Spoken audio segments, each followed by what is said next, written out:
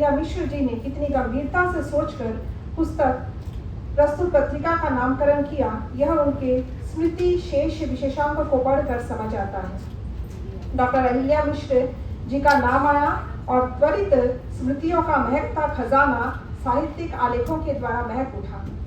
इस अंक का संपादकीय केवल एक श्रद्धांजलि लेख नहीं है, बल्कि यह एक साहित्यकार के जीवन, व्यक्तित्व और साहित्यिक योगदान का संवेदनात्मक तथा वैचारिक मूल्यांकन भी प्रस्तुत करता है।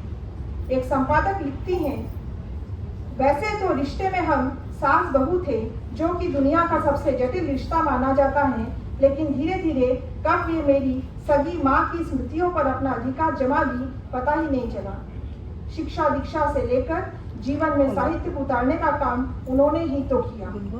मुझे न सिर्फ लिखना बल्कि महसूस करना सिखाया है। तब हम पाठकों को यह समझने का अवसर मिलता है कि साहित्यकार का जीवन केवल रचनात्मक गतिविधियों तक सीमित नहीं होता है, बल्कि वह समाज, परिवार, संस्कृति और साहित्यिक परंपरा के निर्माण से भी गहराई से जुड़ा हुआ होता है।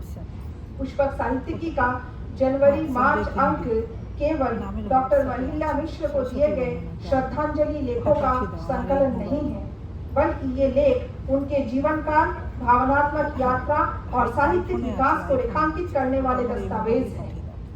जैसे प्रोफेसर देवराज ने लिखा है कि उनके जाने से केवल एक साहित्यकार नहीं, बल्कि एक मार्गदर्शक का भाव महसूस होता है। इसी प्रकार से प्रोफेसर ऋषभदेव शर्मा जी का लिखना है, महान साहित्यकार अपने कार्यों के कारण कभी समाप्त नहीं होता, वे अपनी साहित्यिक रचनाओं के द्वारा जीवित रहते हैं। श्रीमती मीना मुथा जी, जो कि पुष्पक साहित्यिक पत्रिका का दाहिना हाथ है, उन्होंने डॉक्टर मिश्र को मानवीय संवेदना से भरपूर व्यक्तित्व माना। श्री प्रबोध कुमार गोविल ने डॉक्टर मिश्र को स्त्री शक्ति का केंद्र बिंदु माना। श्री BL आच्छा ने उनकी रचना धर्मिता को अपने आलेखों के द्वारा पाठकों तक पहुंचाया है। लेखक ने उनके लेखन में सामाजिक चेतना, मानवीय संवेदना और सांस्कृतिक प्रतिबद्धता कैसे विद्वान रही, विस्तार से प्रस्तुत किया है। यह सही है कि डॉक्टर मिश्र अपने पति के साथ हैदराबाद आई थी और फिर यहीं की रहकर हो गई, लेकिन वे संपूर्ण भारत की बरकत थी। डॉक्टर शिवशंकर अवस्थी ने उनके राष्ट्रीय स्तर पर हिंदी सेवा को रेखांकित करते हुए अपने श्रद्धांजलि को ज्ञापित किया है। प्रस्तुत अंक में प्रकाशित अन्य आलेख जैसे अंधे सुरंग में रोशनी है, नहीं कर पाया वसीयत पर अमल, एक शख्स सारे शहर को वीरान कर गया, दरकती दीवारों से झांकती जिंदगी आदि, जिनकी भाषा सहज और प्रवाहमयी है, डॉक्टर मिश्र के व्यक्तित्व का सकारात्मक और प्रेरणात्मक पक्ष को उभारने में सक्षम है।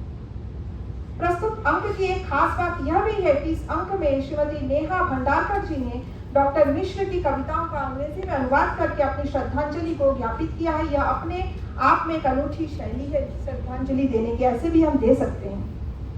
प्रवीण जी, झुलसती दोपहरी में वट वृक्ष की छांव का न होना वास्तव में कष्टदायी होता है।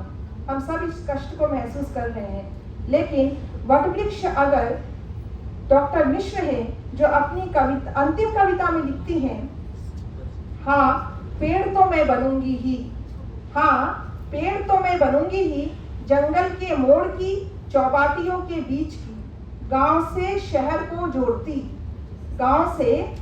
को जोड़ती अपनी बीज संस्कृति के लिए मेरी पीढ़ियों की वाटिका को सौंपने, मैं टकटकी लगाए देखती बैठी हूँ बाट जोहते, हाँ पेड़ तो मैं बनूंगी ही। हमें निराश नहीं होना है, फिर कहीं बीजारोपण हो चुका है, वृक्ष फूलों फलों से लगकर हमें छांव देने के लिए उपस्थित अवश्य होगा। तब तक पुष्पक साहित्यिक पत्रिका अपनी सुगंध से वातावरण को महकाता रहे और बागवान को विनम्र श्रद्धांजलि नमन। धन्यवाद मुझे ये अवसर देने